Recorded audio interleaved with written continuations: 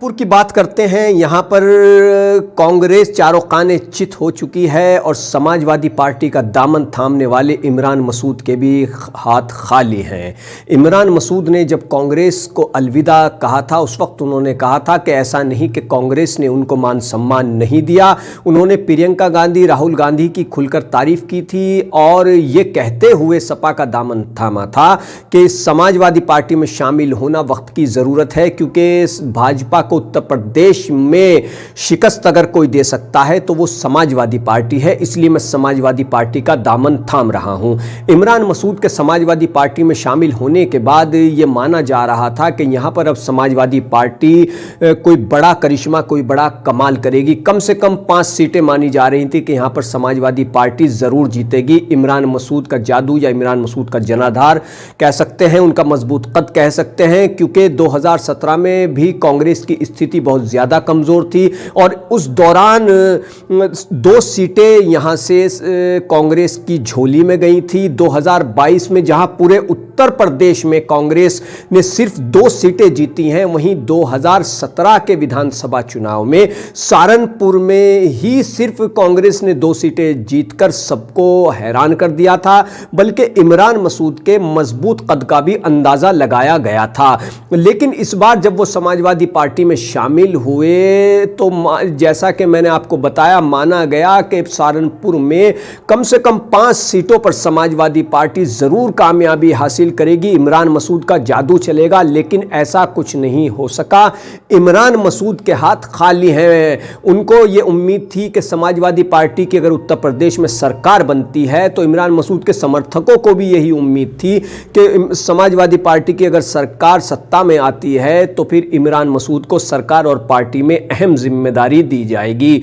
लेकिन समाजवादी पार्टी सत्ता से दूर रही। हालांकि उत्तर प्रदेश विधानसभा चुनाव 2022 में उसकी सीटों में बढ़ोतरी जरूर हुई है, लेकिन वो सत्ता से दूर है और एक बार फिर से प्रचंड बहुमत के साथ भाजपा सरकार बनाने में कामयाब रही है।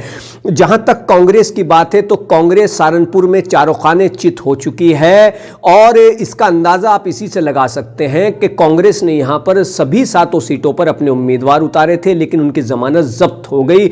दरअसल मजबूत संगठन का अभाव भी उनकी हार में अहम भूमिका निभाता रहा। अगर मजबूत नेतृत्व होता, मजबूत संगठन होता तो फिर कांग्रेस यहां पर कुछ ना कुछ कमाल जरूर करती, या फिर कांग्रेस की वो स्थिति नहीं होती कि जो वर्तमान में सहारनपुर में कांग्रेस की स्थिति देखने को मिल रही है।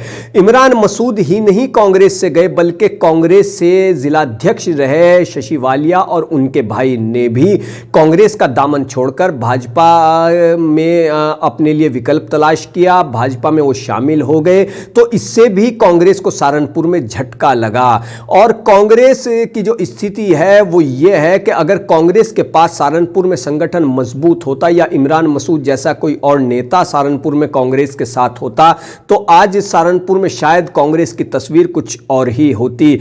वैसे तो कांग्रेस आज पूरे देश में बदहाली के दौर से गुजर रही है और उत्तर प्रदेश की अगर हम बात करें तो प्रियंका गांधी की तमाम कोशिशों के बावजूद भी कांग्रेस उत्तर प्रदेश में कोई कमाल नहीं कर सकी है।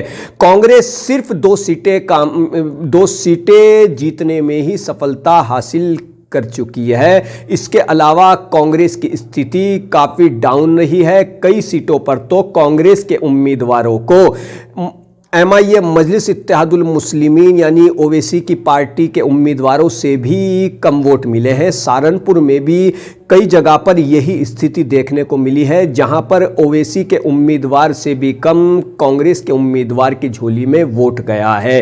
तो जाहिर सी बात है कि जनता अभी कांग्रेस के सिर पर ताज रखने को तैयार नहीं है।